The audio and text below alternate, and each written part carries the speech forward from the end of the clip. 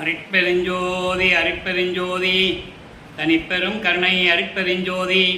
எல்லா உயிர்களும் இன்புற்று வாழ்க, வள்ளல் மலரடி வாழ்க வாழ்க, கொல்லா விரதம் குவளை எல்லாம் ஓங்குக, நல்லோர் நினைத்த நலம் பெறுக, நன்றி நினைத்த எல்லோரும் வாழ்க இசைந்து. உலக மக்களே, அறிவார்ந்த அன்பர்களே, ஆண்மநேய ஒருமைப்பாடுடைய அன்பர்களே, வல்லற்பமா நாட்டிய திருவொற்பாவிலிருந்து அருட்பெருஞ்சோதி ஆண்டவருடைய திருவிளையாடல்களையும், வல்லப்பம்மனுடைய தந்தையாகிய அருட்பெருஞ்சோதி ஆண்டவர் தன் மகனை எப்படி இந்த பூலோகத்திற்கு வருவிக்க செய்தார் என்பதையும், வல்லப்பம்மன் அவர்கள் ஏன் இந்த பூலோகத்திற்கு வருவிக்க உற்றார், அதற்கான விளக்கங்கள் என்ன என்பதையும் திருவொற்பாவின் பாடலின் மூலமாக 1ஆம் திருமுறையிலிருந்து 6ஆம் திருமுறை வரைக்கும் நாம் பார்த்து கொண்டிருக்கிறோம். அருட்பெருஞ்சாண்டவருடைய திருவிளையாடல் 1/1/1823 ஆண்டு தொடங்கி 30/1/1874 இரவு 12 மணி வரையிலும் 51 ஆண்டுகள் அருட்பெருஞ்சோதி ஆண்டவருடைய திருவிளையாடல் எப்படி நடந்தது, அருட்பெருஞ்சோதியுடைய திருவிளையாடல் செய்வதற்கு காரணம் என்ன என்ற விளக்கங்களையும் திருவொற்பாவிலிருந்தே பார்த்து கொண்டிருக்கிறோம். அந்த வகையிலே அருட்பெருஞ்சாண்டவர் தன் அருளால் பெற்றெடுத்த ஒரு ஆண்மகனை இந்த பூலோகத்திற்கு ஒரு தாயின் கருவறையிலே இருக்க வைத்து 5/10/1823 ஆண்டு வருவிக்க செய்தார்.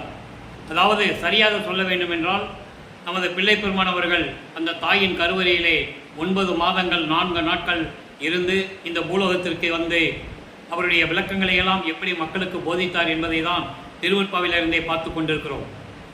அதற்கான காரணம் என்னவென்றால், இந்த அருட்பெருஞ்சாண்டவர் இந்த 51 ஆண்டுகள் திருவிளையாடல் ஏன் செய்ய வேண்டும் என்ற காரணம் என்னவென்றால், ஏற்கனவே பிரபஞ்சத்தில் தோன்றிய 4 யுகங்களிலுமே, கிரேத யுகம், திரேத யுகம், துவாபர யுகம், கலியுகம், இந்த 4 யுகங்களிலுமே சமயங்களும் மதங்களும் மார்க்கங்களும் தோன்றி மக்களை அதில் ஈடுபட செய்து வழிபாட்டு முறைகளை அமைத்து அதற்கு ஏற்றபடி அந்தந்த கர்த்தாக்களுக்கு ஏற்றபடி கோயில்களை அமைத்து ஆலயங்களை அமைத்து வழிபாட்டு முறைகளையும் அமைத்து மக்களை வழிபட செய்து விட்டார்கள்.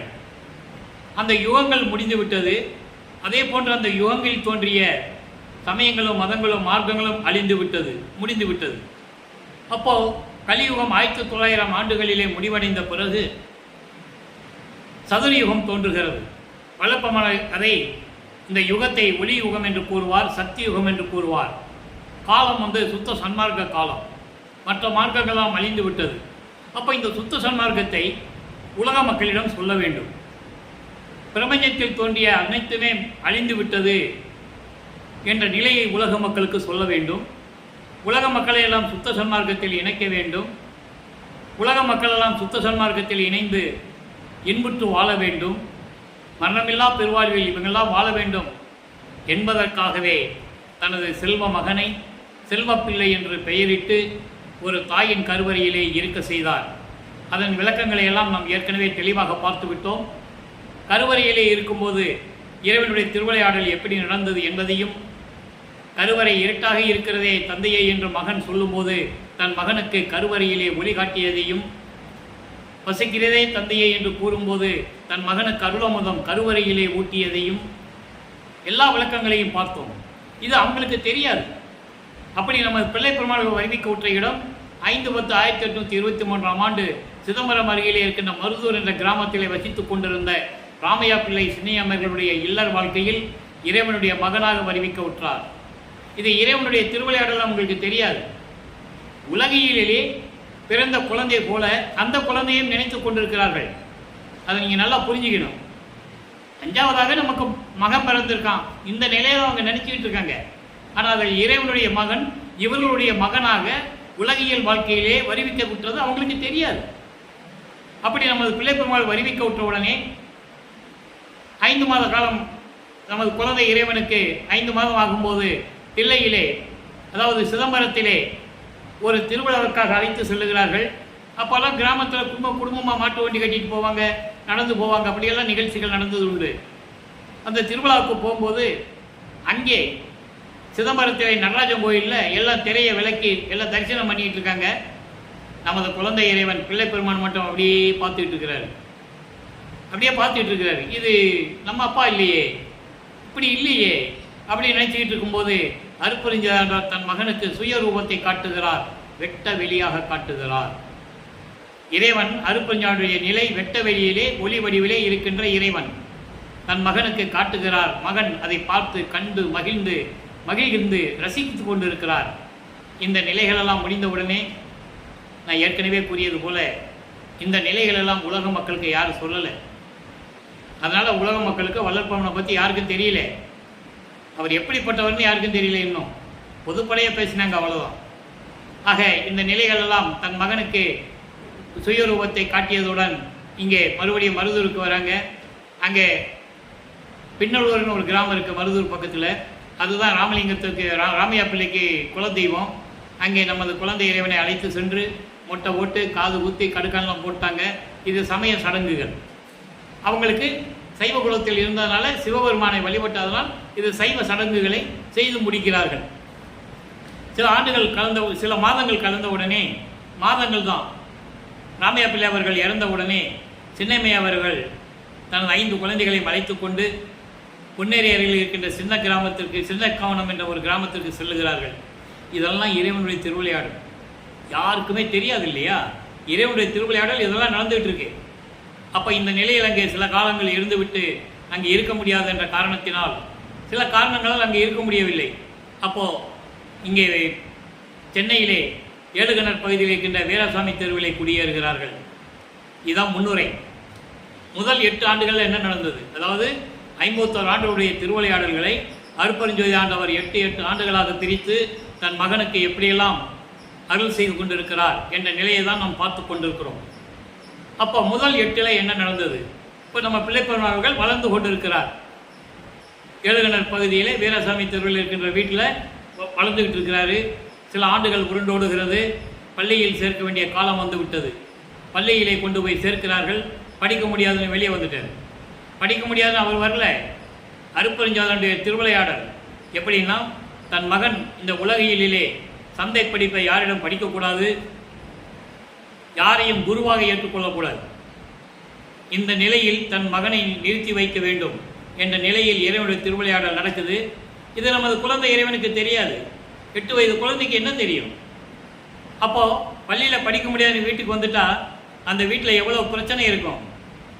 பள்ளிக்கூடத்துக்கு போகாமல் இருக்கிறியே, நீ மாடு மேய்க்க தான் லாய்க்கு, பன்னி மேய்க்க தான் லாய்க்கு, என்ன உனக்கெல்லாம் சோறெல்லாம் போடணுமா, அப்படிலாம் தொந்தரவு பண்ண அந்தெல்லாம் நிலைகள்லாம் ஏற்படும் இல்லையா?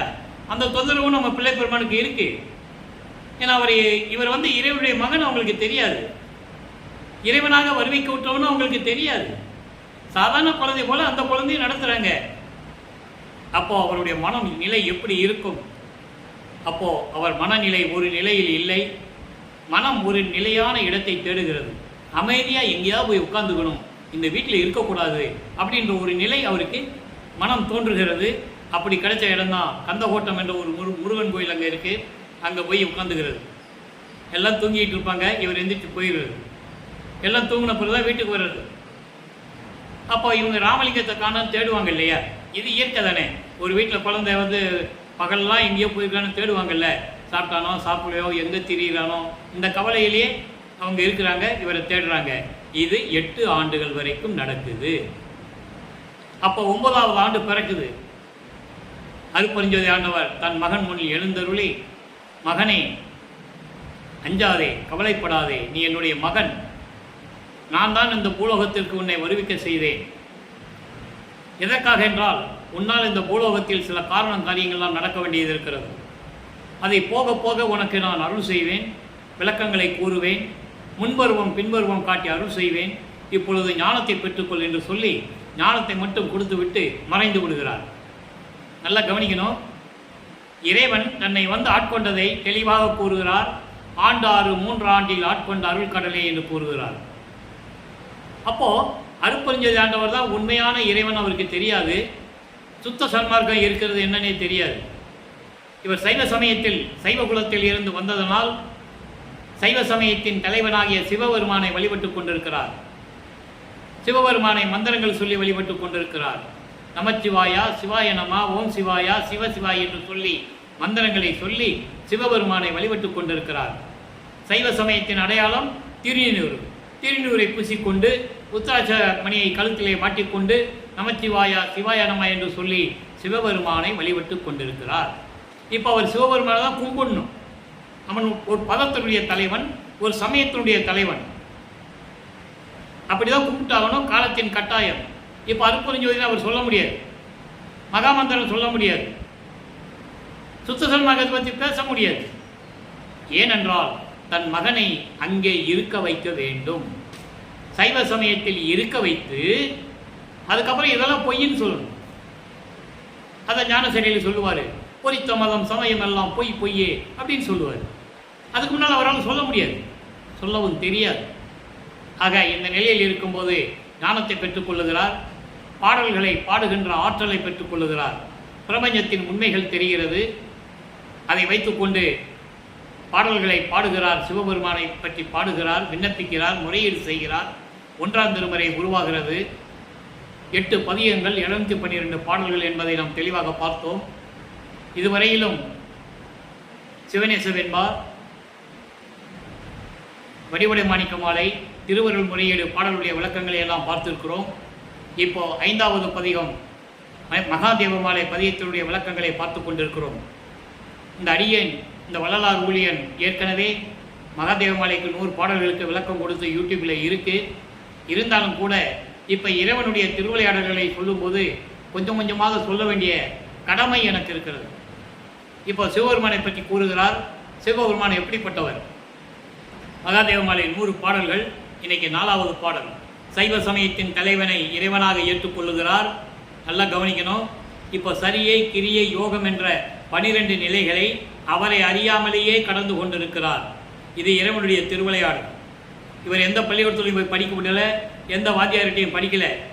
இவர் எப்படி இந்த பாடல்கள் பாடுகின்ற ஆற்றல் வந்தது அவருக்கு? இதை உலக மக்களிடம் யார் சொன்னது? யாருமே சொல்லலை.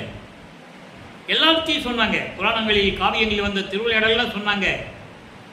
திருநாவுக்கரசை ஆட்கொண்டது, திருஞான சம்பந்தனை ஆட்கொண்டது, சுந்தரரை ஆட்கொண்டது, மாணிக்கவாசகன் வாதபுரானை ஆட்கொண்டது, எல்லாம் சொன்னாங்கல்ல. வள்ளற்பெருமானை ஆட்கொண்டது ஏன் சொல்லவில்லை? ஏனென்றால் அங்கே அவர்களை சமயங்களும் மதங்களும் மார்க்கங்களும் தடுக்கிறது, ஜாதிகள் தடுக்கிறது. அதனால்தான் இறைவனை பற்றி சொல்லாமல் உண்மையை மறைத்து விட்டார்கள் என்பதுதான் உண்மை, அதுதான் சத்தியம். இப்போ சிவபெருமானை பற்றி என்ன சொல்றாரு? நல்லா கவனிக்கணும். இப்போ சிவபெருமானை பற்றி எப்படி சொல்றாரு? சுத்த சன்மார்க்கத்தை பெற்ற பிறகு இவனெல்லாம் சைவ சமயத்தின் தலைவன் சிவபெருமான், உண்மையான இறைவன், அருட்பெருஞ்சோதி ஆண்டவர் என்று எப்படி சொல்றாரு? நல்லா கவனிச்சுட்டே வாங்க. வேதாந்த நிலையாகி, சித்தாந்தத்தின் மெய்யாகி, சமரசத்தின் விவேகமாகி, நாதாந்த வெளியாகி, முத்தாந்தத்தின் நடுவாகி. நல்லா கவனிக்கணும். பாடலை முதல்ல சொல்லிடுறேன், அப்புறம் விளக்கம். நவநிலைக்கு நன்னதாகி, மூதாண்ட கோடியெல்லாம் தாங்கி நின்ற முதலாகி, மனாதீத முத்தியாகி, வாதாண்ட சமய நெறிக்கு அமையாது என்றும் மவினவியோ மத்தினிடை வயங்கும் தேவே. இது பாடல். இப்போ அந்த காலத்து, அதாவது அந்த காலத்திலிருந்தும் சரி, இந்த பிரபஞ்சம் தோன்றிய காலத்திலிருந்து சரி, இன்றைய வரைக்கும் சரி, மக்களுக்கு சமயங்கள் என்ன, மதங்கள், மார்க்கங்களுடைய நெறிகள் தான் என்னென்னு அவங்களுக்கு தெரியாது. அது அழிஞ்சு போச்சுன்னு தெரியாது. ஏன்னா யாரும் சொல்லலை. படிப்படியாக வந்தவங்க யாரும் இதெல்லாம் நிலையானதல்ல என்று சொன்னதுனால அதையே நினச்சிக்கிட்டு, அதையே ஏற்றுக்கிட்டு, முரண்பாடுகளோட, பிரிவினை வாதனை அந்த நோக்கங்களோடு வாழ்ந்துட்டு இருக்காங்க. இதுதானே உண்மை. இது வரைக்கும் அப்படி தான் பார்த்துக்கிட்டு இருக்கோம். அப்போ சிவபெருமான் எப்படிப்பட்ட நிலையில் இருந்தார்? அவனை ஆதி சிவன் என்று சொன்னார்கள். அருட்பெருஞ்சோதி என்று சொல்லுவதற்கு யாருக்கும் தெரியவில்லை, தெரியாது. அதனால் ஆதி சிவன் என்று சொன்னார்கள். அந்த சிவபெருமான் எப்படி இருப்பார்? வேதாந்த நிலையாகி, அந்தங்கள் 6 உண்டு. வேதாந்தம், சித்தாந்தம், நாதாந்தம், கலாந்தம், போதாந்தம், யோகாந்தம், 6 அந்தங்கள் உண்டு. இந்த 6 அந்தங்களிலுடைய நிலைகளிலே இறைவன் எப்படி இருந்தார்? வேதாந்த நிலையாகி, சித்தாந்தத்தின் மெய்யாகி, சித்தாந்தங்களுடைய விளக்கமாகி, சமரசத்தின் விவேகமாகி, சமர நிலையில் விவேகமாகவும், நாதாந்த வெளியாகி, இந்த 6 அந்தங்களுக்கும் ஏற்கனவே நான் விளக்கம் நம்ம பதிவில் போட்டிருக்கேன். ஒவ்வொரு தடவையும் விளக்கம் சொல்ல முடியாதனால நேரம் இல்லை நமக்கு. நான் ஏற்கனவே நம்ம யூடியூப்பில் போய் நீங்கள் 6 அந்தங்களுடைய நிலைகளை நீங்கள் பார்க்கலாம். நாதாந்த நிலையாகி இந்த 3 அந்தங்கள் இருக்குல்ல, முத்தாந்தத்தின் வேதாந்தம், சித்தாந்தம், நாதாந்தம், இந்த மூணு அந்தங்களின் நடுவில் இருக்கிறது 3 அந்தங்கள் இருக்கு. கலாந்தம், யோகாந்தம், அதுக்கப்புறம் போதாந்தம். போதாந்தம் தான் மெஞ்ஞான நிலை. இப்போ இந்த 6 அந்தங்கள், அந்த 3 அந்தங்களின் நடுநிலையாக இருக்கின்ற கலாந்தம், போதாந்தம், யோகாந்தமுடைய நிலைகளினுடைய விளக்கமாகவும் நவநிலைக்கு நன்னாதாகி, நவநிலைகளும் இவரை அடைய முடியாத ஒரு நிலை. இதற்கு 2 விளக்கங்கள் உண்டு. விந்து, நாதம், பரவிந்து, பரநாதம், திக்கிராந்தம், அதிக்கிராந்தம், சமமனம், சுத்தம், அதீதம், இப்படி 9 நிலைகள் உண்டு. இந்த 9 நிலைகளையும் வல்லப்பமார்கள் எப்படி கூறுகிறார்னா, அதாவது உரு 4, அரு 4, உரு அரு 1. உரு 4 என்பது ஏற்கனவே இந்த பிரபஞ்சம் தோன்றிய காலத்திலிருந்தே 5 தலைவர்கள் இருந்தார்கள். பதத்தலைவர்கள், 5 தொழிலை செய்யக்கூடியவர்கள். பிரம்மன், திருமால், ருத்திரன், மகேஸ்வரன், சதாசிவம். இதுல பிரம்மன், திருமால், ருத்திரன், மகேஸ்வரன் உருவங்கள், 4 உருவங்கள். உரு அரு என்பது சதாசிவம். அருவமாக இருக்கிறது 1, அருவமாக இருக்கிறது சதாசிவம். உரு அரு என்பது தீப நிலையில் இருக்கிறது, ஒளி நிலையில். எப்படி 9 நிலைகளும், இந்த 9 நிலைகளும் அவரை அடைய முடியாத இறைவனாகி, அப்படி இறைவனாகி மூதாண்ட கோடியெல்லாம் தாங்கி நின்ற முதலாகி. மூதாண்ட கோடியெல்லாம் என்பது ஏற்கனவே பிரபஞ்சத்தில் சொல்லப்பட்ட, பழங்காலத்தில் கூறப்பட்ட, அதான் மூதாண்ட என்பது முன்னாளில் சென்ற யுகங்களில் சொல்லப்பட்ட கோடான கோடி அண்டங்கள், கோடான கோடி அண்டங்களை தாங்கி நின்ற முதலாகி. முதலாகி என்பது இறைவனாகி. இங்கே சிவபெருமானை இப்படி சொல்லுவார். ஆறாந்தருமுறையில் இருக்கிறத நம்ம அற்பஞாண்டவர் எப்படி இருக்காருன்னு அவர் சொல்லுவார். அதை பார்க்க போகிறோம். ஏன் இந்த விளக்கங்கள் தருகிறேன் என்றால், இறைவனுடைய நிலை என்ன, வல்லற்பமான் எந்த நிலையில் இருந்து கொண்டிருந்தார் என்ற நிலைகளை 16 ஆண்டுகளுக்குள் இந்த நிலைகளை உலக மக்களுக்கு விளக்கி சொல்ல வேண்டும். 1824ஆம் ஆண்டிலிருந்து 1823ஆம் ஆண்டு வருவிக்கு உற்றவர். அந்த ஓராண்டு காலத்தில் கிட்டத்தட்ட இறைவனுடைய திருவிளையாடல் நடந்தது. அந்த உபசாரத்தால் பெற்ற தாய் என்பால் ஒருத்தி, அவதான் சிவகாமி அம்மாள், சின்னம்மையார். அந்த சின்னம்மையாருடைய தாய் வயிற்றில் கருவில் இருக்கும்போது நடந்தது. சிதம்பரத்தில் தன் மகனுக்கு அருப்பஞ்சாண்டவர் வெட்ட வழியாக காட்டினது. இப்படியெல்லாம் அந்த திருவிளையாடலாம் 1 வருஷத்துக்குள்ள நடந்து முடிஞ்சிருது. அங்கே நடந்ததெல்லாம் இவருக்கு மறைப்பு நிலை வந்துடுது. அதை சொல்ல முடியாது. இப்போ அவர் 6ஆம் திருமுறை வந்ததை சொல்லுவார், நான் எப்படி இருந்தேன்னு சொல்லுவார். அந்த நிலையை நீங்கள் புரிஞ்சுக்கணும். இதெல்லாம் இறைவனுடைய திருவிளையாடல். மகன்கிட்ட திருவிளையாடல் செய்கிறார். அப்போ அப்படி இருக்கும்போதே மூதாண்ட கோடி எல்லாம் ஏற்கனவே கூறப்பட்ட முன்னாளில் பழமையான காலங்களில் அந்த 4 யுகங்களில் கூறப்பட்ட கோடான கோடி அண்டங்களை எல்லாம் தாங்கி நின்ற இறைவனாகி, மனாதீத முத்தியாகி, அதாவது மனம் கடந்த ஞானமாகி வாது ஆண்ட சமய நெறிக்கு அமையாது என்றும் மவினவையோ. இங்கே சமயங்கள் எல்லாம் உழண்டு கொண்டிருந்தன. விவாதங்கள் செய்து கொண்டு, ஆர்ப்பாட்டங்கள் செய்து கொண்டு, அந்த மக்கள் எல்லாம் சமய நெறியில் இருந்து கொண்டு வீணாக பொழுதை கழித்துக் கொண்டு வாதங்கள் செய்து கொண்டு, விவாதங்கள் செய்து கொண்டு, ஆர்ப்பாட்டங்கள் செய்து கொண்டு இருந்தார்கள். ஆனால் அதற்கெல்லாம் ஈடு கொடுக்காமல் என்றும் மவினவியோ என்ற மௌன வெளியில், அமைதியான வெளியில். எங்கெல்லாம் கலவரம் நடந்துகிட்டு இருக்கு. கிரேத யுகத்திலே கலங்க மார்க்கம். ஒருத்தர் சண்டை போட்டுக்கிட்டு எல்லாம் கொண்டுட்டு எல்லாம் போரிட்டு செத்து கொண்டு இருக்கிறார்கள். கிரேத யுகத்திலே திராவக மார்க்கம். திராவகம்னா எப்படி இருக்கும்? தூக்கி வீசினா புகையா போகும். ஆக்சிடை பார்த்துருக்கீங்களே? ஆக்சிடை தூக்கி பாட்டில் இருக்கிற வரைக்கும், அந்த சில்வர் கலர் பாட்டில் இருக்கிற வரைக்கும் அது பாதுகாப்பாக இருக்கும். அதை எடுத்து அந்த ஆக்சிடை தூக்கி வெளியே போட்டோம்னா என்ன ஆகும்? பொங்கி புகையாகி போயிடும். அப்படி இருந்தது கிரேத யுகம். ராமன் அவதரித்த அந்த யுகத்தில். கிரேத யுகத்தில் 6 அவதாரங்கள் திருமாலுக்கு: மச்ச, கூர்ம, வராக, வாமன, நரசிம்ம, பரசுராம. அப்போ இந்த யுகங்கள்லாம் எப்படி நடந்தது? ஒருத்தர் சண்டை போட்டுக்கிறது, இப்படியெல்லாம் நடந்துகிட்டு இருந்தது. காம உணர்ச்சியினால், காம வெறிகளினால் பெண்களை ஆளாண்டது, பெண்களை எல்லாம் கொடுமைப்படுத்தியது. இந்த நிலைகளெல்லாம் புராணங்களில் உண்டு, நீங்களும் கேள்விப்பட்டிருப்பீங்க. அந்த அந்த மாதிரி மார்க்கங்கள், சமயநெறி மார்க்கங்கள். அப்புறம் துவாபர யுகத்தில் நவநீத மார்க்கம், பலரமனு கிருஷ்ணாமனும். உங்களுக்கு மகாபாரதம் நடந்தது தெரியும், புராணங்களில் படிச்சிருப்பீங்க. அதென்ன மார்க்கம்? நவநீத மார்க்கம். எல்லா உயிர்களையும் கொன்று குவித்தார்கள். கேட்டால் அதாவது உண்மையை நிலைநாட்டுவதற்காக, சத்தியத்தை நிலைநாட்டுவதற்காக நடந்ததுன்னு சொல்லுவார்கள். அந்த விளக்கத்துக்குள்ளே நம்ம போக வேண்டாம், அதெல்லாம் பெரிய விஷயங்கள் பேச வேண்டியிருக்கு. அது பொது மேடையில் பப்ளிக்காக பேசும்போது பேசுவேன். இப்போ நம்ம அதை பேச முடியாது. அப்போ இந்த நிலையில் இருக்கும்போது இப்படியெல்லாம் மார்க்கங்கள் உண்டு. கலியுகத்துக்கு பஸ்மம் மார்க்கம், பஸ்மம் மாறி போச்சு, பஸ்மம் மாதிரி அழிஞ்சு போச்சு. இப்படி எல்லா மார்க்கங்களும் அழியுது. இந்த சமய நெறிகளுக்கெல்லாம் கட்டுப்படாது, அமையாது, மௌனமாக இருக்கிறது. மௌன வெளி என்று சொல்லுவார். அப்படிப்பட்ட மௌன வெளியில் இருக்கின்ற மத்தின் இடைவயங்கும் தேவே, அப்படி விளங்கி கொண்டிருக்கின்ற இறைவனே என்று கூறுகிறார் சிவபெருமானை. அடுத்து பாருங்க, இது 12 வயசுக்குள்ள முடிஞ்சு போகுது. இப்போ 13வது ஆண்டில் இவர் அந்த ஏழுகணர் பகுதியிலிருந்து திருவொற்றியூருக்கு போறார். இவர் போகல, இப்பவும் சொல்றேன், அதாவது திருப்பல ஆதாரங்கள் உண்டு. இவர் விரும்பி சமய நெறியில் இருந்தது இல்லை, இவர் விரும்பி சிவபெருமானை வழிபட்டதில்லை. இறைவனுடைய திருவிளையாடலாக இது நடக்குது அப்படின்னு நீங்க உறுதியாக நினைச்சுக்கணும், சந்தேகம் இல்லாமல். இப்போ 2ஆம் திருமுறை உருவாகிறது. திருவொற்றியூரில் போய் அங்கே இருக்கிற தியாகராஜ பெருமான் அதாவது பாடுறாரு, செய்கிறாரு, ஒன்றும் பிரயோஜனம் இல்லை. அப்புறம் திருமலை வயிறு போகிறாரு, திருவள்ளி வைத்தாயத்துக்கு போகிறாரு, ஒன்றும் பிரயோஜனம் இல்லை. இப்போ 40வது பதிகத்தை நம்ம முடிச்சிட்டோம். 41வது பதிகம், மொத்தம் 113 பதிகங்கள், 1207 பாடல்கள். நல்லா கவனிச்சுட்டே வாங்க. அவ தொழிலுக்கு அழைத்தல் என்ற ஒரு பதிகம், அதில் இன்னைக்கு 5வது பாடல்.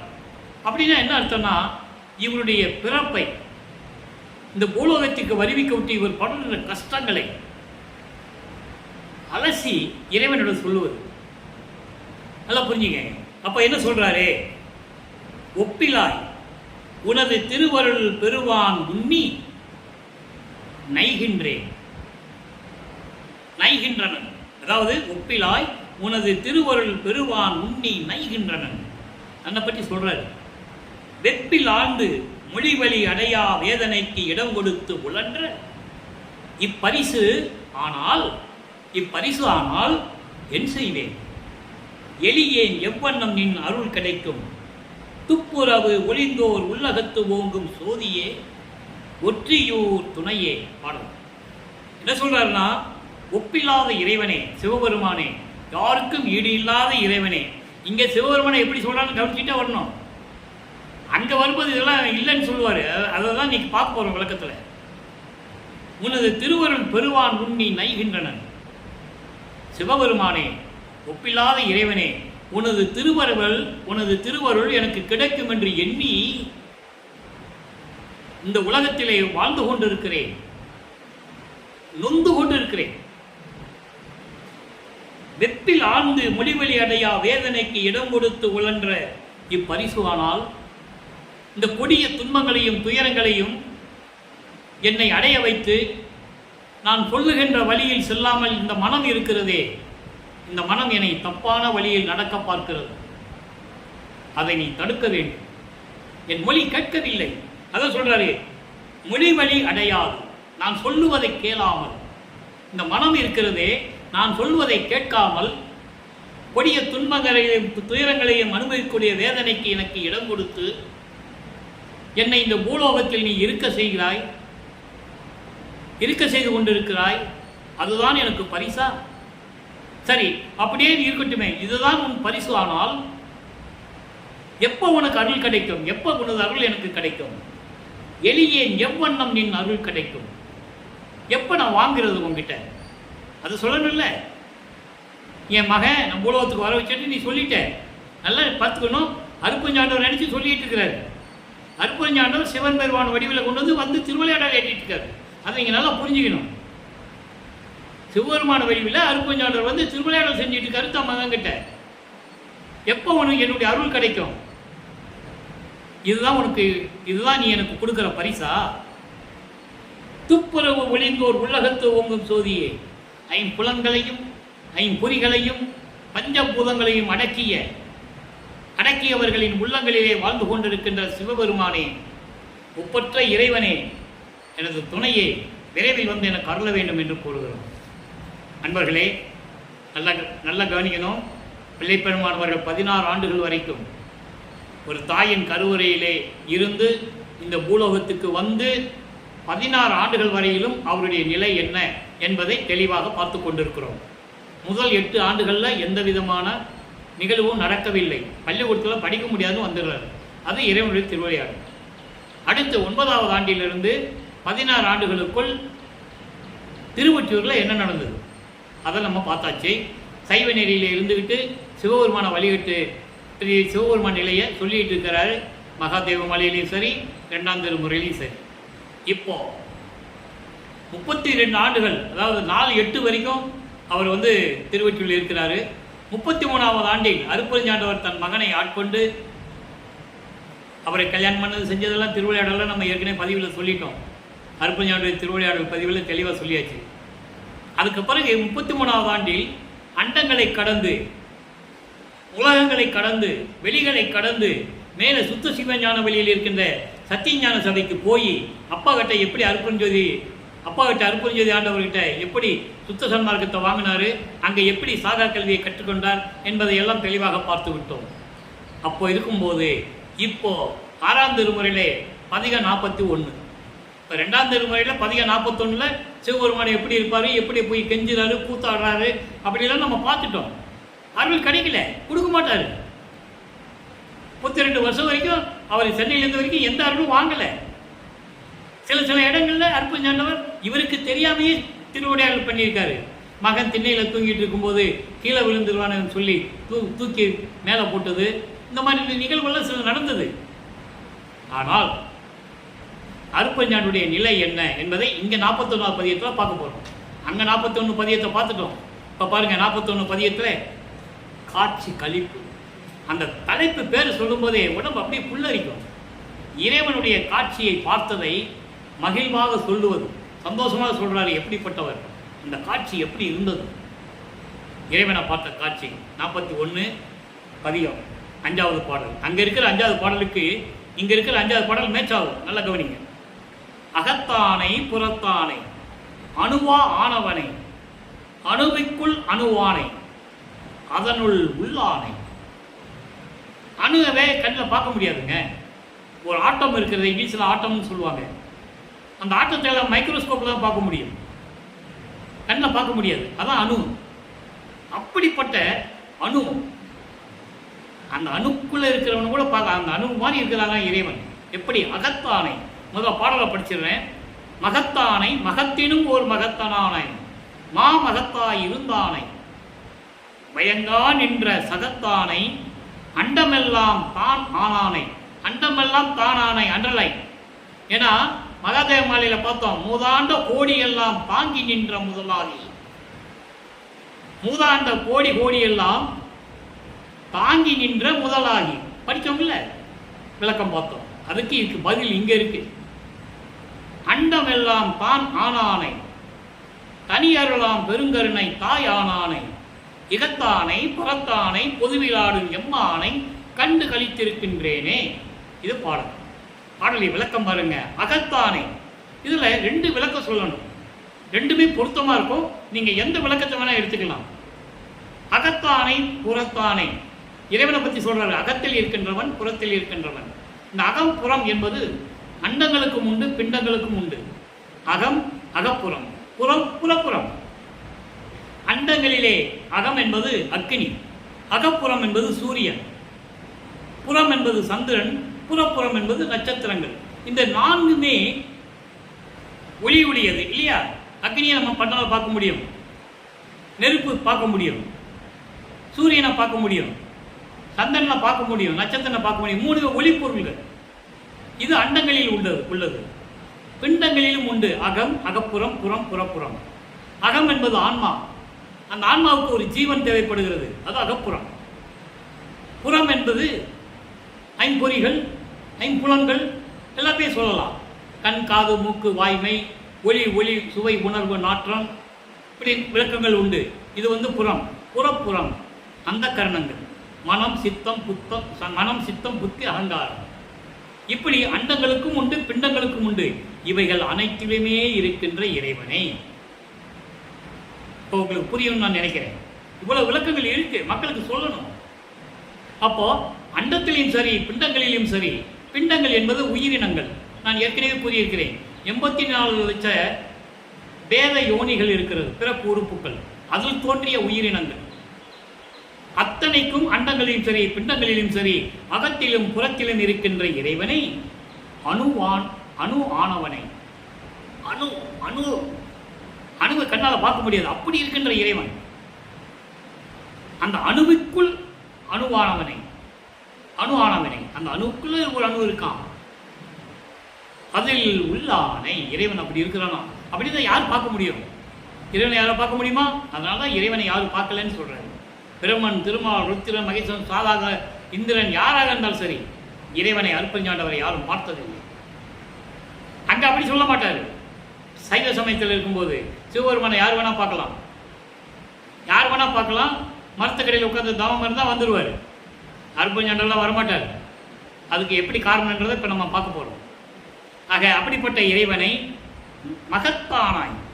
மகத்தானாய் என்பது அதிசயமான இறைவன், அதிசயத்திலும் ஒரு அற்புதமான இறைவன், மகத்திலும் ஓர் மகத்து ஆனானை, அதிசயமான இறைவன், அந்த அதிசயத்திலும் ஒரு அற்புதமான இறைவன்.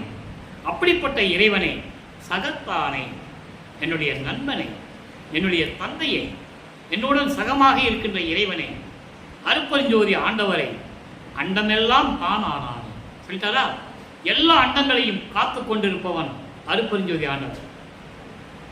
அங்கே சிவபெருமான சொல்லுவார், அதெல்லாம் இல்லை, நான் தெரியாமல் சொல்லிட்டேன், அற்ப அறிவாக இருந்தது நான் அப்போ சொல்லிட்டேன் என்று சொல்லுவார். அற்ப அறிவு என்பது அவருக்கு ஒரு மறைப்பு நிலை இருந்தது.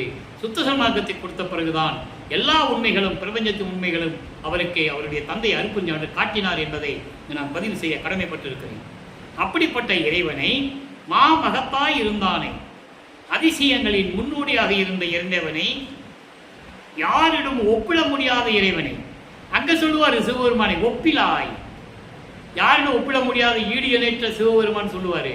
அதுக்கப்புறம் சொல்லுவாரு, அதெல்லாம் பொய், அது சமய நெறி தலைவன், அப்படி கிடையாது, நான் தெரியாம சொல்லிட்டேன். எப்படி தெரியாம சொல்லிட்டேன்? அப்ப எனக்கு சுத்த சன்மார்க்க அறிவு இல்லை, அதனால தெரியாம சொல்லிட்டேன். யாரிடம் ஒப்பிட முடியாத இறைவன் அருட்பெருஞ்சோதி ஆண்டவர். அப்படிப்பட்ட இறைவனை தனி அருளாம் பெருங்கருணை தாய் ஆனானே, தாய்க்கு இணையானவன். நீங்க எவ்வளவு இருந்தாலும் சரி, எவ்வளவு கோடீஸ்வரனா இருந்தாலும் சரி, தாய்க்கு அன்புக்கு எதுவுமே ஈடாகாது. அதனால் தாய் ஆனானை, அப்படிப்பட்ட இறைவனை இகத்தானை பரத்தானை, இகம் என்பது இந்த பூலோகம், பரம் என்பது விண்ணுலகம். அப்படி விண்ணுலகத்தையும் பூலோகத்தையும் இது போன்ற மற்ற உலகங்களையும் 2500 உலகம் சொல்றாரு. நீங்க உரைநடை பகுதியில் நீங்க எடுத்து பார்த்தீங்கன்னா அதனுடைய விளக்கங்கள் யாருக்குமே புரியாது. ஆனால் உலகங்கள் எத்தனை உலகங்கள் சொல்லுவார். இப்படி 2500 உலகங்கள் இருக்கு. அத்தனை உலகங்களையும் கட்டி காத்து கொண்டு, அதோடு மட்டுமல்ல இந்த பூலோகத்தையும் விண்ணுலகத்தையும், குறிப்பாக இந்த 2 உலகங்களும் சொல்லுவார். ஏன்னா இந்த 2 உலகங்கள்ல பூலோகத்தில் இருக்கின்ற மனிதர்கள், உயிரினங்கள் எல்லாம் சொல்லுவார். விண்ணுலகத்தில் தேவர்கள், சத்தர்கள், சித்தர்கள் இப்படிலாம் இருக்காங்க. ஆக இந்த 2 உலகத்தை மட்டும்தான் மெயினாக சொல்லுவார். ஆக இந்த 2 உலகங்களையும் மற்ற உலகங்களையும் கட்டி ஆண்டு கொண்டு இருக்கின்ற பொதுவில் ஆடும் அந்த சத்தியஞான சபையிலே, சுத்த சிவஞான வெளியிலே சத்தியஞான சபையிலே அருள்நடனம் செய்து கொண்டு, அருளாட்சி புரிந்து கொண்டு, திருவிளையாடல் செய்து கொண்டிருக்கின்ற எம்மானை, என் தந்தையை, எனது இறைவனை, எனது அரசனை கண்டு கழித்திருக்கின்றேன். யாரும் சொன்னதில்லை. இதுவரைக்கும் 4 திருமுறை வரைக்கும் சொல்லுவாரா? சொல்ல முடியாது அவரால். அங்கே ஒன்றுமே இல்லை. இவர் பார்த்தா சிவபெருமான் ஓடுறாரு. 3ஆம் திருமுறையில் நம்ம அந்த விளக்கங்களை ஏற்கனவே பார்த்துருக்கோம். இன்னும் சில விளக்கங்கள் தர வேண்டிய இருக்கிறது. இந்த 2ஆம் திருமுறை 16 ஆண்டுகள் முடிஞ்ச உடனே 24வது ஆண்டு, அதாவது 17வது ஆண்டிலிருந்து 24 ஆண்டுகளுக்குள்ள வளர்ப்புமான் எப்படி இருந்தார்னு சொல்லும்போது அந்த விளக்கங்கள் முழுமையாக கிடைக்கும். ஏன்னா எல்லாவற்றையும் ஒரே நாளில் சொல்ல முடியாது. 6000 பாடல்கள், விளக்கங்கள், 51 ஆண்டுகள் திருவிளையாடல்கள், 6 திருமுறைகள் எல்லாம் ஒரே நாளில் சொல்ல முடியாது என்பதனால் எனது தந்தை வல்லற்பமானவர்கள் கொடுத்த அருளினால் ஆசியினாலும் தயவாலையும் கருணையாலையும் இதுவரை 5 ஆண்டுகள் நான் திருவருட்பாவுடைய விளக்கங்களை கூறிக்கொண்டிருக்கிறேன். நீங்கள் யூடியூப்பில் பார்த்துக்கலாம். இன்னும் 3 ஆண்டுகள் சொல்ல வேண்டியது இருக்குது, பாக்கி இருக்குது. இந்த பிறவி பயனை நான் அடைந்து விட்டேன் என்பதை சொல்லிக்கொள்வதில் பெரும் மகிழ்ச்சி அடைகிறேன். இறைவனுடைய அருளை பரிபூர்ணமாக பெற்றுக்கொண்டேன் என்று சொல்லிக்கொள்வதில் நான் பெரும் மகிழ்ச்சி அடைகிறேன். காரணம், எனக்கு தமிழ் இலக்கண இலக்கியம் படிக்க தெரியவே தெரியாது. என்னை சதுரகரிலே உட்கார வைத்து 3 ஆண்டுகள் எனக்கு விளக்கம் கொடுத்து இன்று உங்களிடம் நான் பேசிக் கொண்டிருக்கிறேன் என்றால் எனது தந்தை வல்லற்பமானுடைய தயவும் கருணையும் அவருடைய ஆசையும் அருளும் தான் என்பதை சொல்லிக்கொள்வதில் பெரும் மகிழ்ச்சி அடைகிறேன். இப்போது அங்கே சிவபெருமானை பற்றி சொன்னார், இங்கே அற்பஞானை பற்றி சொல்லியாச்சு. எப்படிப்பட்டவன் சொல்லியாச்சு. அண்டங்களிலும் பிண்டங்களிலும் சரி, அகம் அகப்புறம் புறப்புறம் என்ற எல்லா நிலைகளிலும் இருக்கின்ற இறைவன், அணுவாக இருக்கின்ற இறைவன், அதிசயமான இறைவன், அதிசயத்திலும் அற்புதமான இறைவன்.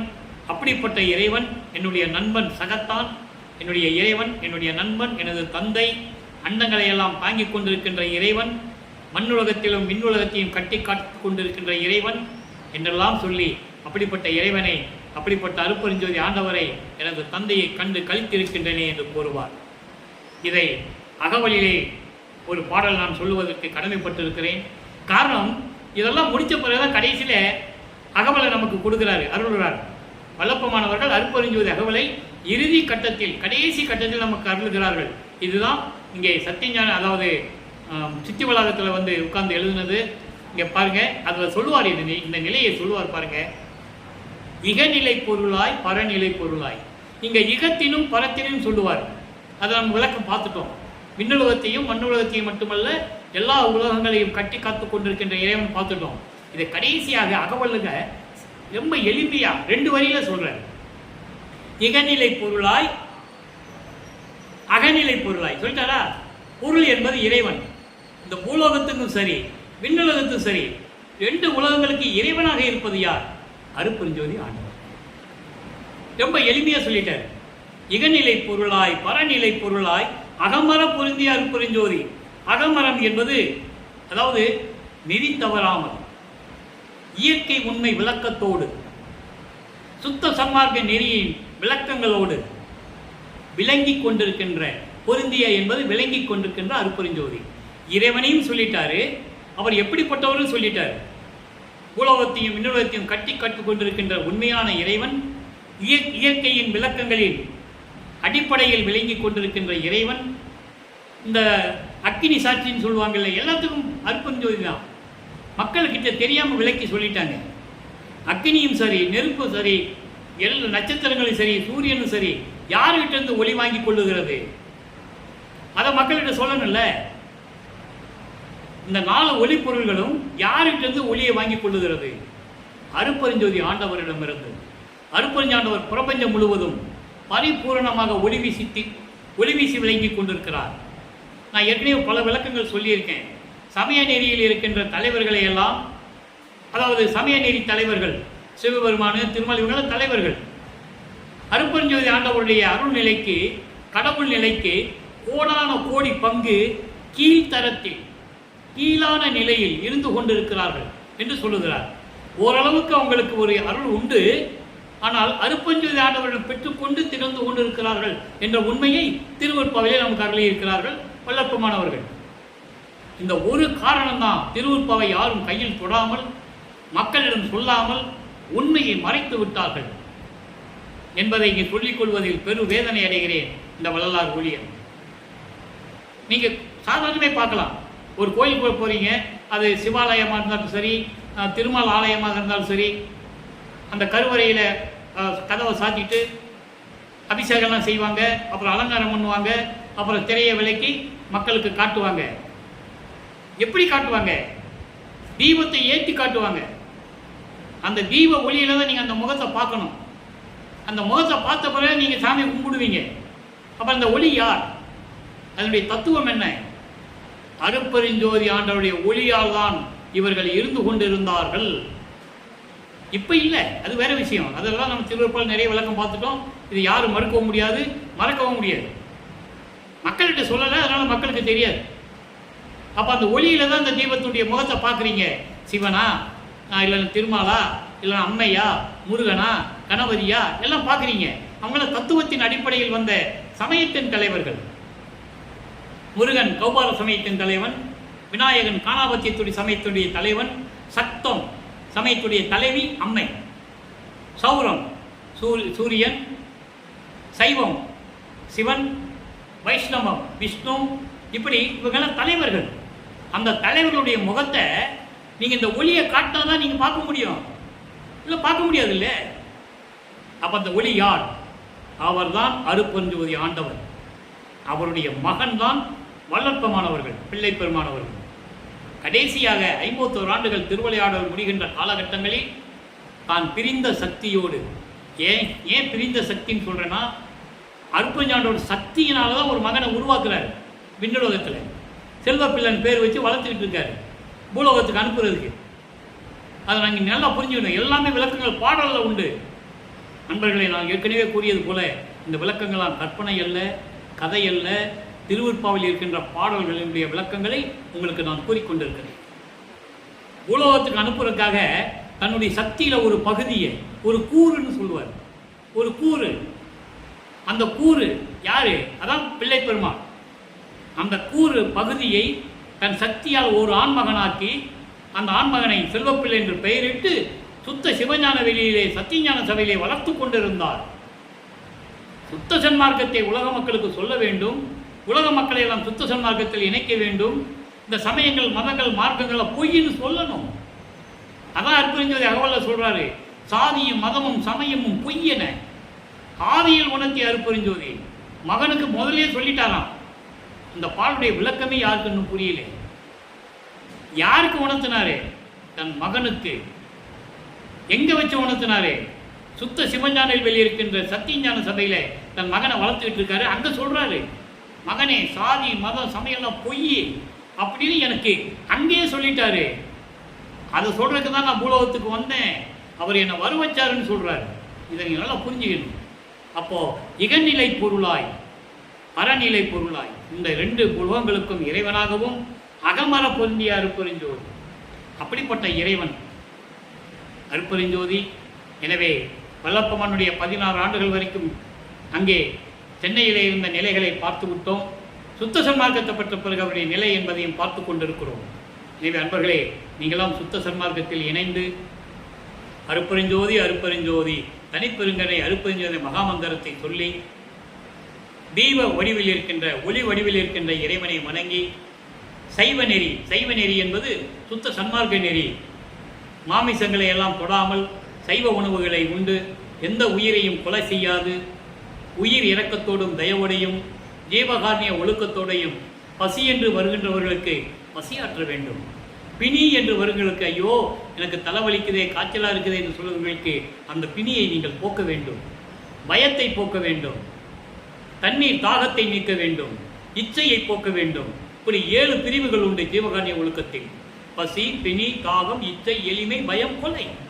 எனவே இந்த 7 நிலைகளையும் இருந்து கொண்டு ஜீவகாரணிய ஒழுக்கத்தில் இருந்து கொண்டு இறைவனை வணங்கி இறைவனுடைய செல்வங்களையும் அருளையெல்லாம் பெற்றுக்கொண்டு இந்த வையகத்தில் நீங்கள் வாழ்வாங்கு வாழ வேண்டும், நோயற்ற வாழ்வில் வாழ வேண்டும், மரணமில்லா பெருவாழ்வில் வாழ வேண்டும் என்று எனது தந்தை வல்லப்பெருமானவர்களுடைய ஆசியின் கருணையாலையும் அவர்களுடைய அருள் பெற்றவன் என்ற முறையில் இந்த வள்ளலார் ஊழியன் உங்களை வணங்கி வாழ்த்து விடைபெறுகிறேன். நன்றி, வணக்கம். அருட்பெருஞ்சோதி அருட்பெருஞ்சோதி தனிப்பெருங்கனை அருட்பெருஞ்சோதி. தினமும் இறைவனுடைய திருவிளையாடலும் நமது வல்லப்பெருமானுடைய இறைநிலைகளும் தினமும் இந்த பதிவில் கேட்டு மகிழ்ந்து நீங்கள் இறைவனுடைய அருளை பெற்றுக் கொள்ளுங்கள்.